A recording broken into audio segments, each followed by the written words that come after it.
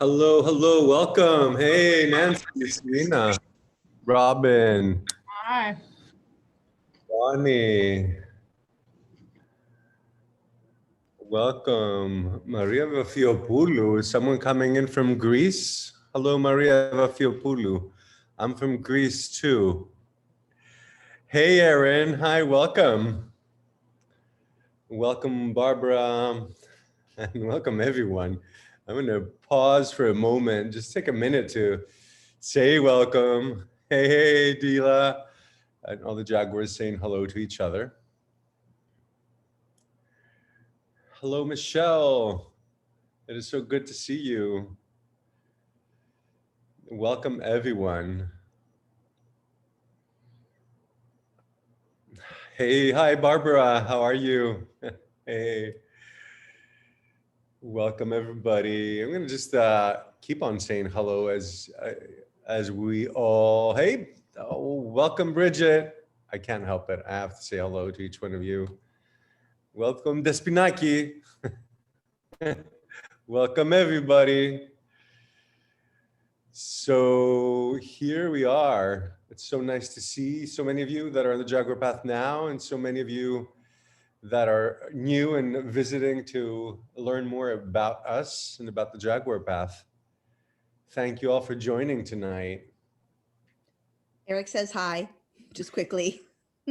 Thank you. Hey, Eric. Hello, hello. It's good to see you, my brother Hanuman.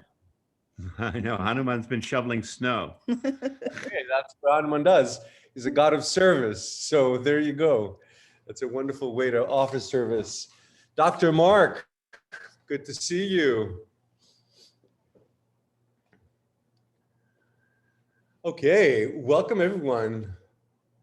I'm really happy to be here. Just going to say for those of you who are new, welcome. My name is Ray Crist. I'm the founder of the Jaguar Path. Hello, Mike. Hi. It's good to see you. Thank So you. happy you missed you. You missed it. So again, for those who don't know our work, who are new, my name is Ray Crist. I've created the Jaguar Path, a school of yoga, shamanism, and martial arts. And the Jaguar Path, essentially what I'm sharing through this three-part series of my Dharma Talk, the last one today, we're in the second one. Don't worry if you missed the first one. Each one, these are all just parts of stories of my adventure and my seeking to find shamans in Peru. So I'll give a little recap about what I shared last month so you're totally in the in. And then I'll jump in to continue a little bit the story about essentially sharing who my teachers were and what each of them taught me. Different lineages that they represent and different tools that they offered me, but more importantly than tools, since this is a Dharma talk, really, and not a training or part of the training, I want to share not the tools again, but what actually shifted inside me. What was that was really helpful to me from these experiences that I had with these amazing shamans in Peru. But before I go on, in paying respect to our lineage and to the shamans, I would like to open sacred space. So I invite you to find a comfortable seat, a place where you can rest in. If you wish to, you can close your eyes, if that is comfortable for you. Just allowing for this moment, as we say in the shamanic work, to shift our attention, coming into the now.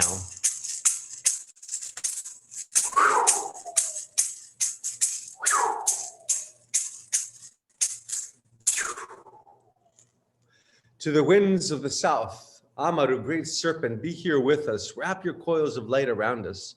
Teach us how to shed our skin and let go of the past. Teach us how to feel Mother Earth as our mother and how to feel supported everywhere we step, everywhere we walk, everywhere we sit. We find our seat. Please be here, Amaru. Allow us to awaken in that relationship with Mother Earth and be more connected with her. Horpichai. To the winds of the west, Otorongo, great Jaguar, be here with us. Pace around our circle, pace between all of us, connect us. Pace over the rainbow to the spirit world and return. Teach us how to tread softly with that sensitivity that you have in your paws. Teach us how to be decisive and clear with that direction and power that you have in your claws. Be here, Jaguar. Allow your heartbeat to echo in our heartbeat so we can too be courageous, brave, to move in life without any fear in this world or the next. Horpichai. To the winds of the north, sweet colimbri, hummingbird, be here with us. Teach us, remind us how to find sweetness of life, the nectar that you find in all the flowers. Teach us how to fly backwards and heal the past so we can move forward freely, so we can move and collect all the nectar around us to see the sweetness around us. Be here, colimbri. Hortichai. To the winds of the east, great condor, soar above. Lift us with you. Allow us to rise above. Teach us how to rise above and see the greater picture of our life, and from there, make better informed decisions. Remind us all that we are connected with the divine as you are always connected, flying wing to wing with a great spirit. Be here, condor. Lift our energy. Horpichai. Santa Terra Pachamama Dulce Mamita, thank you. Mother Earth, Holy Ground, thank you for holding us. Thank you for holding all of us in one space as we sit on you today and share this space. We're grateful to you. We're grateful for all your gifts, the gift of life, the gift that you offer us to give us the elements to create a body, the elements to sustain our body, and a home to return our body to on when we're ready to leave. Pachamama, thank you for your forests. Thank you for your seas, your mountains, your valleys, your deserts. Thank you for your vegetables, for your fruits, for your flowers. Thank you, thank you, thank you. We bow to you, and we hope that through this work of the Earth Keepers, we more and more will begin to awaken, to begin to serve you and begin to undo the damage we have done. Thank you for holding us and for receiving any heavy energy that we'd like to release today. Horpichai. Intitai Tai, Mama Killa, gracias, gracias, gracias. Intitai, Father, Son, thank you for the rays of light that you send, life and prana, consciousness and life that you send, the warmth. Thank you for the light that makes us see in the dark. Thank you for the flames you send that we can use to burn old contracts. And Mama Killa, Grandmother Moon, thank you for the silver light, your sweetness, your quality of reflection, of reflecting back to what has passed, to processing quietly. Thank you for your grandmother love. Thank you for receiving us and for also always reminding us the sweetness of the girl, the beauty of the woman, and the wisdom of the grandmother. Horpichai. I invite you to bring your hands to your heart and bow your chin to your heart to thank yourself. As we're all personally evolving, we're all evolving as a humanity, and we've evolved into a place now that we're all gurus. You are your guru. So bow to yourself and thank yourself for everything that you learn and you teach yourself. Thank yourself for everything that you do for your healing and evolution. And if you wish to, only if you wish to, I invite you to bow deeper to any god or goddess, any saint or avatar or power animal that you walk with in your everyday life.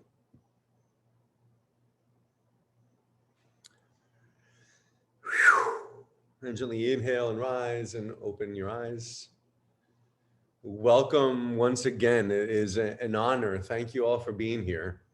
I'm going to say from being here close to a year in Costa Rica and being, I guess, mostly in quarantine because we live in the jungle. It is nice to see people. So thanks for being here. Again, I would like to share through these Dharma talks parts and pieces of either teachings that I received or even the stories of my exploration and my meeting with the shamans. And in this 3-part series that started from last month, I'm sharing a little bit about all the teachers that I have met. and I'll just dive in. I will recap a little bit about what I said through the first session, and then continue to our next, to move on to explore. I've tried to separate these three sessions that we have, these three talks, into serpent, jaguar, and condor. The serpent, jaguar, and condor is a symbol that you're going to find almost everywhere in Peru, and especially in the Sacred Valley. The serpent, jaguar, and condor is what it's called the Incan trilogy. And it is what fascinated me the most, because when I started learning about the serpent, jaguar, and condor, I started realizing that the shamans were referring to a consciousness or learning and healing through three perceptual states: the body, the mind, and the spirit. Anyone who recognizes that, has heard anyone? Let me see hands here. Have you ever heard that before? Great. Body, mind, and spirit. And I took a step back and I said, can you say that again? And it was just like, because this is yoga. And when I told one of my teachers that this is yoga, he said, well, it's good. It's not patented only for yoga. Us shamans use it too. And he quickly also reminded me that shamanism is more ancient than yoga is. So maybe yoga has been influenced. And essentially, when we do go to the yogic texts, we do find that it is shamans essentially that created this system that we call yoga. For me, I know I have a lot of yogis friends. I've been practicing and teaching yoga for over 20 years. So I know a lot of people in the yoga world. You already might know I've been teaching. I taught yoga at Kripalu Center for Yoga and Health for 15 years. People want to separate them, like, no, yoga is a different thing than shamanism. And my take on it, really, because I practice both, and both are my whole life, along with the other trilogy of the martial arts, yoga, shamanism, and martial arts. For me, it's really clear that these are the three most ancient technologies and sciences, studies, if you want, of the human body, the human nervous system, everything from the physiology to the psychology, including astrology, and being Greek, I keep on going back to that knowing thyself, right? Socrates, know thyself and you shall know the secrets of the gods and the whole universe. Now that sounds like it's a big promise, and it is, and it's a big job to overtake, and it is. But maybe this is what we're here for, to get to know ourselves. And what does it really mean, at least to me today, to know thyself? And I will know the secrets of the gods in the universe. The gods, I feel, are all inside. I will know all my moods, all my emotions, all my patterns, and I will, those who govern me, because my patterns and my emotions govern me first. And then maybe then perhaps all the gods. But first, what's governing me is my emotions. And let me pause here. So emotions govern you? Let me see hands. Anyone being governed by their emotions? Thank you for those who, and for those of you who feel that you're governed by thoughts, I want to say thoughts are governed absolutely by emotions. But I'll bring it home to that trilogy of the serpent, jaguar, and condor. And in the first part last month, I talked about meeting Don Francisco and meeting Don Sebastian. Don Francisco and Don Sebastian are elders of the Quero Nation's people, a tribe that is being holding and keeping sacred the Inca mythology and the Inca cosmology since the conquistadors arrived. It was since 1,000 years, since the Incas. But when the conquistadors arrived, let me see here, when the conquistadors arrived in the Sacred Valley, the Queros left and took up for the mountains. And this is what I talked about in our last session. They lived at the Quero Nation's villages, nations, places where from 16 to 18,000 feet. And they lived there till they started coming down. Some of them started coming down in the late 60s. Till almost a couple of years ago, where they made the dirt road, and now they're creating a better road. Everything there was the same for more than the 500 years. People lived in the same state as humanity has for thousands of years. Stone huts, wood, very little wood to burn, and only eating what they can cultivate and what they can eat. What I love about the Keros is that they are, and I talked about this last month, they are the first environmentalists, the first feminists, and they are shamans that understand the bigger reality. I love the Kero work, and most of the work that I teach come from the Kero work, come from what I've learned from Don Francisco and Don Sebastian. But I've also, coming into our second topic today, I also had the luck or the guidance to move from the top of the mountains, from the Sacred Valley at 10 and 12,000 feet, all the way down into the jungle. And I went down to the southeast of Peru, close to the borders of Bolivia. There's a town that's called Puerto Maldonado. And as I made my way to Puerto Maldonado, it's the port of Maldonado. The port, don't imagine the port, it's all muddy banks with planks that you get in a very difficult way to the boats. I took a long boat and about an hour and a half downriver, I arrived at this place where there's a lodge that is a good base to be able to hike deeper into finding the tribes and to working with people. And at this lodge, there are shamans that work there, that come and go. And there was one shaman who was essentially, again, the chief, the elder, the one that really owned the territory, healed the territory, by the name of Maestro Panduro.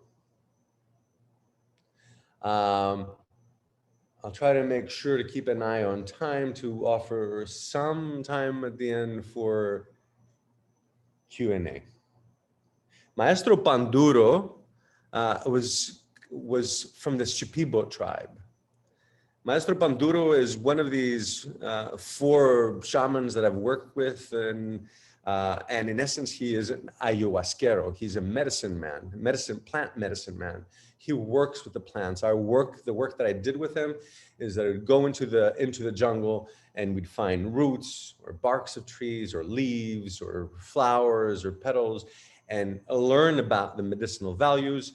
And especially, again, for those of you who are new, the only reason I was actually there in 2006 was because I was diagnosed with stage 4 cancer and was given 3 months to live. So I was in a predicament, and I was really pressed to learn. And I was really both hurting and afraid, but also at the same time, I was giving my everything to overcome my fear and to do something that could be what it looked like, because all the doctors, both in the hospital in Greece and in Johns Hopkins here, basically raised their hands and told me, take care of your affairs.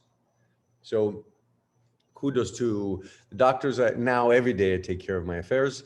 And that's what I was doing. I realized what they were saying is Western medicine doesn't have an answer. So I realized that what I really needed to do is rise above the collective, rise above the known, and go deeper into the jungle of the unknown, to the jungle of my own self. And so when I arrived, Panduro, Maestro Panduro, his master, right? Panduro, his last name, and the name he used, literally translates as hard bread. And one thing I can say about Maestro Panduro is that he was hard love. He was just hard. It's like a really beautiful contrast. If you remember last time I was describing Don Francisco and Don Sebastian, I'm talking about people that are just made out of sugar. There's such sweetness and affection and innocence and just compassion and constant sweetness. And here I go now, I'm leaving, I'm like immersed in this, and I think I'm going to get more of this because my idea is that, this is how it goes in Peru. the teachers get you and they just hug you and they bring you in and you feel safe and you feel admired, accepted, admired, and filled with affection. And the first moment I looked at Pandura, I thought, that's probably the chief. That's probably the shaman. He looked at me like really hard, and then he looked the other direction and walked away. And it was like I was discouraged. Maybe I didn't do the right thing. Maybe I shouldn't have come down out the mountains and taken the airplane, the bus, the boat, walked, got here. Maybe I shouldn't have. And long story short, I finally was able later in the day to see Panduro and talk with him. And already I was pressed and emotionally again in a place when you're diagnosed and given a few months to live. And of course, I have to say I was given 3 months of life at the end of 2003. This is mid 2006. So I already did acupuncture myself. I was doing a lot of different things to prolong or to help heal and prolong my life. When I found myself finally in front of Panduro, I started explaining to him why I was there. And while I started explaining to him, telling him that I'm dying and that I'm a father of a 2-year-old, I started breaking down. I started crying. I really literally at some point within all of this, there were times that I would dive deep into desperation, and then times that I would come up. And anyone that's gone through something difficult like that may know what I'm talking about. And as I was crying and as I was on my knees, Pandura looked down at me and kind of like tapped me on my shoulder or something. He looked down and he said, "Hermano, I don't care about my own emotions. What makes you feel that I'm going to care about yours?" Now, I say this slowly and clearly. Panduro, a healer that I've come to be healed. So the father of a 2-year-old who now is an 18-year-old, 6-foot+ man. I am on my knees and he's giving me this. And at the moment that he said that, everything stopped. I was crying and I stopped and my brain got like all jumbled up. It's like, what is this guy talking about? This is not a spiritual person. This is not a compassionate person. Oh my God, I've done a terrible mistake. I shouldn't have been here. It's all a waste. Maybe I will not be able to be healed, etc., etc. And in any case, I wiped the tears off my eyes. I got up. I'm ready to say, I don't know what. And I'm just taking a breath in front of him. And I'm like looking at him. And he reaches out his arm, his hand, puts it on my shoulder and says, "Wonderful, my little brother.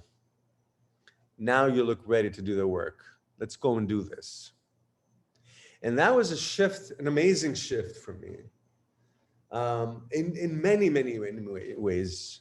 First of all, because I realized that we create these images and impressions of how we expect a shaman to be or a healer to be, anything, and you name it, any person, a priest, a monk. We have these images that we put in our heads. And I had an image of a shaman, but really until I got into Peru or Mexico and Peru, where was I really creating these images from? I guess from what I'd read or seen on TV or in movies. It was really not well informed. It was, I thought I knew. And that's one of the things with the mind. And that's one of the things that I changed there. That's one of the things that Panduro did for me, along with the plant medicines and ceremonies that we did. I really changed my mind. He helped me change my mind. And what I mean by that is I changed my mind about dying. I decided that no, I'm not going to die. I'm not going to be talking and crying about dying. What I'm really doing is I am working on healing, rather than my narrative in my head is that I'm dying and my 2-year-old is going to be an orphan, and having that tape play in my head and that tape secrete hormones throughout my body and tell my body that this is happening. I was telling my body I am dying. I was telling my body this is a tragedy or drama, etc. And it was a shift of gears for my entire life. There's a mindset that we have, or I'll say that I had as a Western man, of how things are and should be. And I mean, along with it, the first thing that he did to change my mind was to throw that at me. Like, I expect a healer to be a compassionate being that always talks with a sweet voice and just says yes to everything and agrees with everything. So to be sweet. And that's not true. A healer is a person that can help you heal and use all the tools that he or she can to, as a true ally, as a real ally, to help you shift from a state of being of dis-ease to a state of being of ease and thriving. And that till today, I'm grateful to Maestro Pandura for, and I bow to him. And also the last couple of years, I've been going to Peru since 2006 every year, anywhere from 2 weeks to 3 months. Especially in the beginning, I would stay a long times and work with the shamans. And throughout the years, every year, I would lead a trip as a way to return and to share with my students the blessings of my teachers, the blessings of the locations, etc. In the last couple of years, 2, 3 years, when I go down to the jungle, Maestro Panduro is not there anymore. He has moved to the spirit world, and it's really still to today makes me, it's so like, to be in that room and teach where he was teaching, and for him to not be around was unfathomable for me, because when I went there and I was a young 40-year-old guy dying, he seemed to me that he was immortal and know-it-all shaman that had everything solved in his life. And so that too is an image that is in our mind, that it was in my mind, that is not absolutely true. I'm grateful to Pandura for the way he shifted me into Jaguar. The Jaguar, if you heard in opening Sacred Space, I said, thank you, Jaguar, for teaching us. Jaguar, the jaguars thrive in the jungles of Peru, especially down there in the south through Bolivia and Brazil and around the rivers and the Amazon. And the jaguar teaches us how to live with no fear. And on one hand, that's just an idea, but on the other hand, one of the things that I learned through that, even that very first interaction with Panduro, is that what I think really determines what I'm feeling. And what I'm feeling, the physiology of my hormonal state in my body, also determines what I'm thinking. Let me just say that again. If I think something that creates panic and fear within me, I'm secreting all that as hormones within my whole body. Now these hormones have been secreted and moved through my blood flow and return to sustain my brain, to give energy and life to my brain. My brain collects this life force along with the information of pain, desperation, feeling of dying, and all that comes with it. So now those thoughts are amplified. So one of the things that I've learned, and here's where yoga and shamanism are so similar, because the yogis talk about it. The yogis say it's like the trauma is not in the mind, it's not in remembering a traumatic story. The trauma itself, the memory is embedded in the body. That's why we want to practice asana, yoga on the mat, to move, to open the body so we could actually shed our skin and let go of that past, so we can actually release that.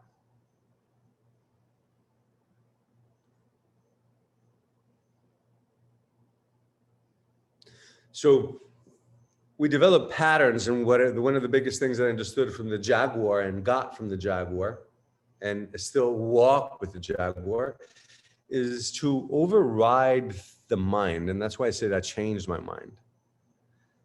We have a conversation. Thought itself is in essence a conversation inside our own head.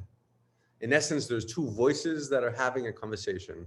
I should go there, I should take a trip, as an example, and go there. Maybe I should fly. And then the other voice says, maybe you should drive, or maybe you should take a boat. And then the other voice decides what it is. And then say, maybe I shouldn't go, or maybe I'm afraid to. This constant back and forth of weighing out things and figuring them out, in theory, trying to find the best decision possible. But as I asked you earlier, do you feel that your thoughts are governed by emotions? If you're governed by emotions, the chemistry that is in our body is again determining the thoughts that we are going to have. If my adrenals are on and my energy is in fight or flight, then the thoughts that I'm going to have are going to be, at best, negative thoughts, thoughts of fear, thoughts of trying to protect myself, and thoughts of trying to find ways to get out of a situation. With Jaguar teaches us one thing. Jaguar teaches us to crouch down, to be connected with the earth, take a moment in stillness. If you watch a jaguar go after its prey, it has this dance, this ceremony it always does. First, it's moving around, then it sees it, and it goes, and it brings all its energy down. It doesn't know if it's going to go for the prey or not. No decision needs to be made immediately. There's times to ground, to sit. So in some ways, the jaguar teaches us how to meditate, how to get closer to the earth, to ground yourself and be more grounded, make a decision from the place of feeling assured. When we ground ourselves, when we meditate, we begin to allow our adrenals to soften, and we allow for the electricity to move from the adrenals to the front of the body, to the heart. And while that is happening, from fight or flight, where the electricity was in the amygdala, it moves to the prefrontal cortex. So now we're like, the jaguar is looking, feeling the earth through the heartbeat, and looking at the prey or the way, the path, the destiny, the destination that it's looking for through the prefrontal cortex. And this is a place, the prefrontal cortex in the heart is the place we want to be. This is the place where the jaguar lives. And as they say, lives with no fear in this world or the next. The description of no fear describes a hormonal state of being and describes a way of thinking, a way of being. If I am in my amygdala and my adrenals are on, I lose the ability to connect to this prefrontal cortex, this more evolved brain, which holds in it love, compassion, intuition, ability to think clearly and to make correct decisions. If I'm the amygdala, that means that I'm the one chased by the jaguar and all I can do is fight or flight. But I'm seeing very little. I have very little ability to analyze, very little ability to make right decisions. And if you notice that when we're in this place of state of fight, and you may have noticed you're in a fight with someone, you start having an argument with someone, it is those moments that we might catch ourselves saying something to a beloved one, to our wife or your husband, and then say, oh, I don't even believe I said that, because we're literally mad when we're in the back. So Jaguar teaches us to move forward. Maestro Banduro, to talk a little bit more about him, just to take you with me in a little bit of this journey, was raised in the jungle, born and raised in the jungle. He got an ID so he could travel. Once he became a more known shaman in his early 30s, he then had to go through the process of figuring out how to get an ID, because people are still till today born in the jungle. And actually here in Costa Rica too, I've discovered. So there is no birth certificate, there is no ID, there's none of all that exists. And that is true for a big part of the world. So Maestro Banduro was born in the jungle as in the Shipibo tribe, and he taught and shared with many all the medicinal plants, and especially ayahuasca. His name as a healer would be ayahuasquero, right? He served ayahuasca, and he served ayahuasca from 16 till he was 56, till the end of his life. I find that fascinating. I'm going to try to stay with a 2 or 3 minute description of ayahuasca because it's really a big topic, almost like a hot topic. And for me, because I've changed my mind, and it had been a big part of my healing and a big part of my life. But now I'm post all of this. I don't believe that ayahuasca is something that we all necessarily have to do, or that's the only way to enlightenment or to healing, etc. Ayahuasca is a vine. Ayahuasca is a combination of a vine and a bush. Ayahuasca essentially is called this vine is called the rope to death. And when you drink ayahuasca, what you experience is dying. You die and you go to the spirit world. And you really do experience dying. You really do experience dying. And these brews in the depths of the jungle of Peru that they make, you are there and you're thinking, oh my God, what have I done? I shouldn't have taken this. My thought back then was like, now I will just die here. It wasn't the cancer that got me. It was whatever this was that I drank. And probably no one will ever know where I am or never know that I ever had been here. And that is how real the dying process of ayahuasca is. And it is almost every time. You can have the other voice saying, no, you're okay, you're not going to die. You're going to start seeing things you're not going to do. But the fear and the actuality of feeling it is tremendous, because you actually feel and you actually begin to move out of your body and begin to see more around you. And I think this is just, I mean, huge for me, because it was the only way, that is like, I feel it's the biggest part of the healings that I received, was both the ayahuasca inside my body, which is essentially a scraper. We call it in Chinese medicine, we call it a scraper. It scrapes all the internal organs. It super alkalizes and scrapes all the internal organs, with the result that it pushes out any toxins from all the organs. And as Maestro Panduro would say, the spirit goes in and removes anything that is not you, from thoughts that are not pure and that are just collective consciousness thoughts and beliefs, trauma that you've experienced and you've collected through childhood and through your whole life, to food toxins, to toxins from what you may have eaten or had to drink, or even from pollution of the atmosphere.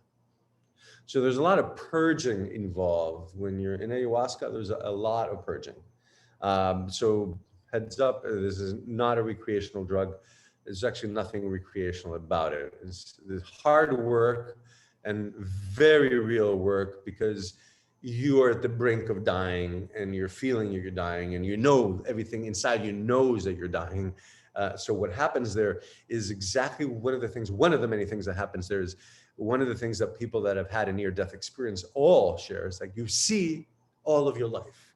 And because I've been there several times, I can share with you that you see not all the entire life. You see from all of your life several things that were either difficult, or they gave you heavy karma, were hurtful, or were difficult to overcome, realizations or moments that created ways of thinking that have held you back. And you also just see patterns that you developed that really didn't serve you. So we look at these things, and one of the things that's changed for me is that I don't look at any of all of these as negative things. It's just is what it is. These things are what we collect, how we grow up. We have these impressions when we're 2 and 3 and 4 years old and 5 years old. It's like God only knows what impressions we have, especially pre-speech. So like before 2, we create impressions, we take them in, and then we develop these patterns that are actually defining us. And a big important parenthesis here is that that's one of the things that I learned, is that there's all these smaller things, not what I could have considered really traumatic, because when we have a trauma, we know it. We work with it, perhaps with our therapist. We ask a priest, a monk. We talk with the shaman. We talk with friends. It's like, it's up. We know about it. But what's really decisive to how we live life are patterns that are caused and are rather created by small incidences and impressions. And I will say it up straight up, it's like random thoughts we had when we're 5 or 6 or 7, decisions, conclusions that we came to. So basically, that's one of the biggest things that I've discovered in moving into the spirit world, and in having that opportunity to look back at my entire life and freeze framing different parts and going in and seeing the details of them. So a lot of these small things that we decided when we were 5 and 6 and 7 and 8, because of whatever thought came up, have been decisive in how we live our entire life, even when we're 54, 58, etc. And this where again is where we come back to yoga and shamanism. Shamanism, excuse me, yoga bringing all that energy of meditation, because in meditation we go to the same place that ayahuasca wants us to go. We are expanding and opening our pineal gland, secreting dimethyltryptamine, which is a hormone that our pineal gland secretes, and which is exactly, I'll say it, excuse me, sorry, Maestro Pandura, for a moment, what the active ingredient is. And if Pandura was here and I can feel him, he'd slap me in the back of the head and say, there's no such thing as an active ingredient. Ayahuasca is a spirit that enters into your body. And actually the spirit of ayahuasca is called grandmother. A grandmother that has depth of wisdom of many generations, that has compassion, that has the strictness of a grandmother that wants to make sure that you're okay, and has deep nourishing want for you. And that's been my experience of ayahuasca, and very difficult, horrifying in many moments, terrifying, I should say, in many moments, but absolutely revealing for who I am. And one more last thing I'll say about this, and come back to us and to open it to have a little opportunity for some questions, is that when I look back, and I feel this is very interesting, it is interesting to me. When I look back and I remember 2006, my journey to Peru and how I worked with Francisco and Don Manuel, and when I go back to 2007, 2008, even when I go back a month, and I'm thinking like a month ago, we had this beautiful meal that my wife Nina made, and it was just wonderful, and the afternoon was pleasant, and we ate it. That memory is like alive in me in a specific way, like memories are for us. When I go back to my memories of ayahuasca, they are 10,000 times more real and 10,000 times more sharp. I remember every single memory.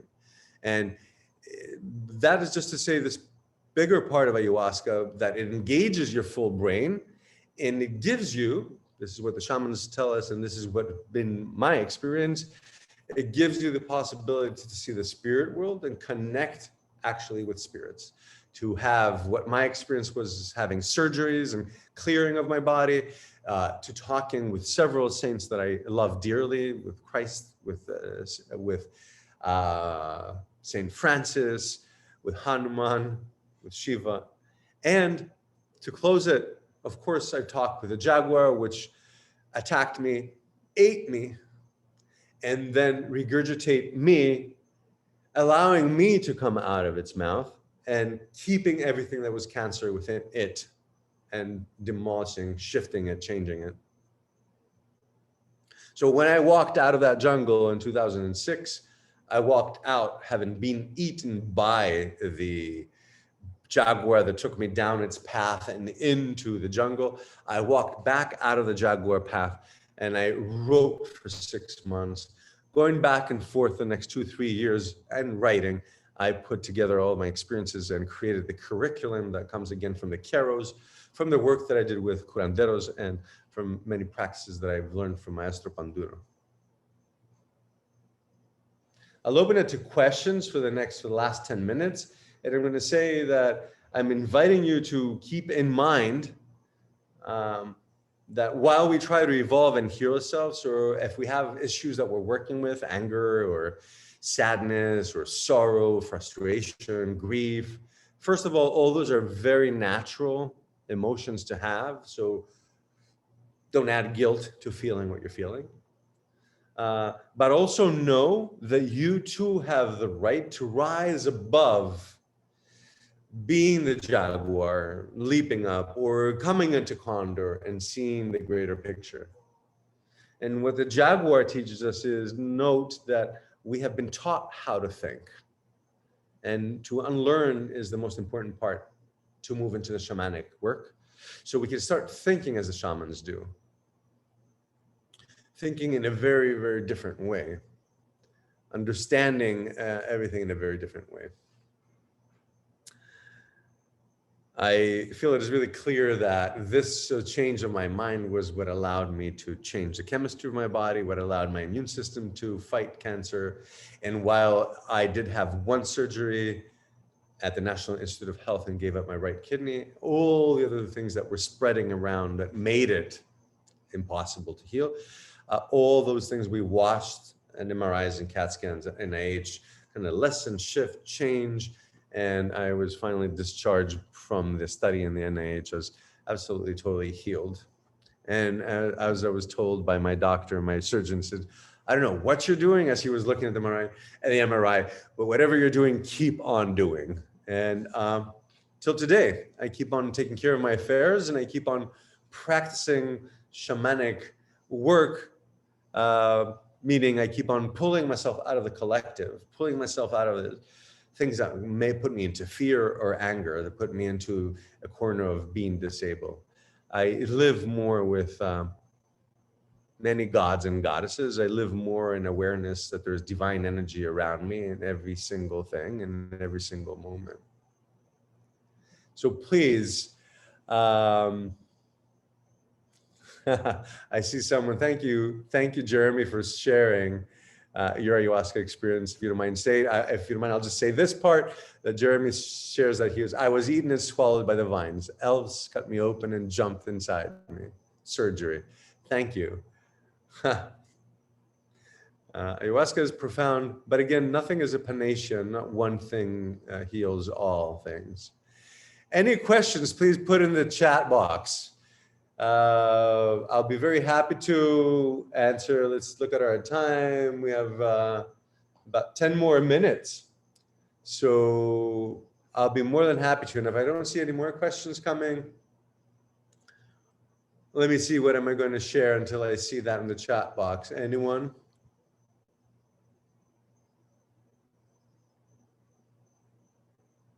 Can I describe the, hello, Erica. Can you describe the difference between San Pedro and ayahuasca?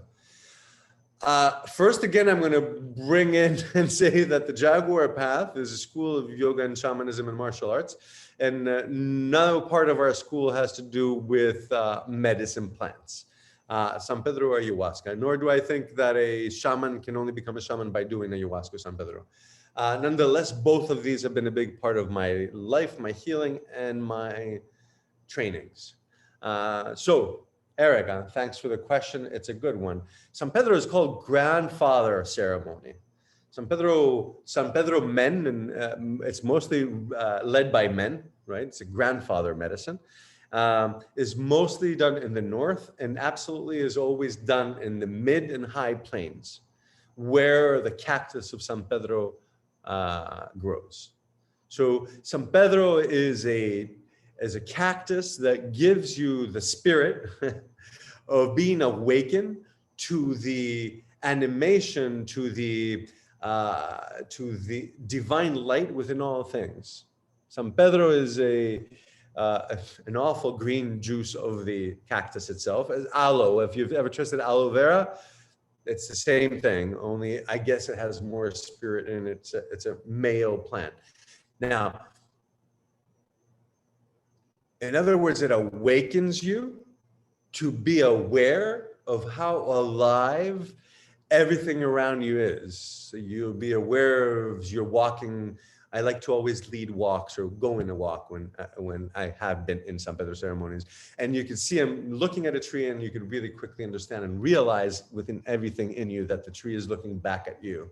The blade of grass, the flowers, that they're expressing, that they're singing songs of God in so many ways, and that they're conscious beings. And within that, San Pedro comes not only sweetness, but there too, aloe, right, is alkalizing, super alkalizes your whole entire body, really cleanses you afterwards. There's a good, aloe release.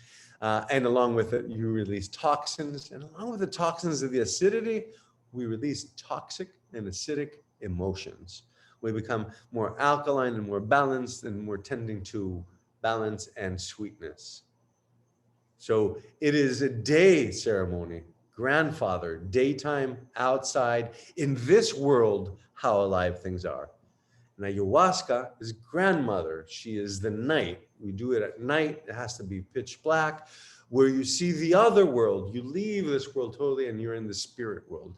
And it moves through the night and brings you into these other locations in another world and allows you to realize that there is a greater scaffolding, what I've called now through my experiences, behind what we see. And behind the spectrum of light and sound that we are aware of, there is just so much more. Through both, I've been humbled, and I realized that the Western mind, maybe only mine, but that's what I thought, that we know it all, and there's a lot we don't. And it's not about knowledge, even more so what I've learned, it's about consciousness, right? And understanding, expanding. And within consciousness comes a way of being that has to do with assuming responsibility, being humble and being powerful, being sweet but being decisive, being clear and stabilizing always yourself and your emotions, so life doesn't become an emotional havoc that it tends to be in the collective consciousness. Erica, I hope that answers. And we have Jeremy, I feel, is perhaps more of a more of an expert, and I'm happy. If you go back into the chat, Erica, you'll see a little bit more that Jeremy is sharing with us about what we call the actual active ingredients are within them. I'm happy to take one or more question. Anything you've thought of? There is no such thing as a silly question or a wrong question. Thank you, Robin. It has all been beautiful, beautiful, and as you know, as a healer, it's beautiful and difficult. And many times just diving into those difficulties, right? And being with them and realizing that they only open your heart. Being pushed all the way down, the humbleness only allows you to be more affectionate, understanding, and compassionate to everyone else around you. The shamans and what I've learned deep in the jungle is, I should say that the jungle of Peru and the jungles here, the jungle, I have the painting from a neighbor of us down the road here in the jungle of Nosara. This is the biggest pharmaceutical company on the planet. There's so many, so much medicine here, and I would say it'd be great to find someone that really would like to harness it and expand it even more.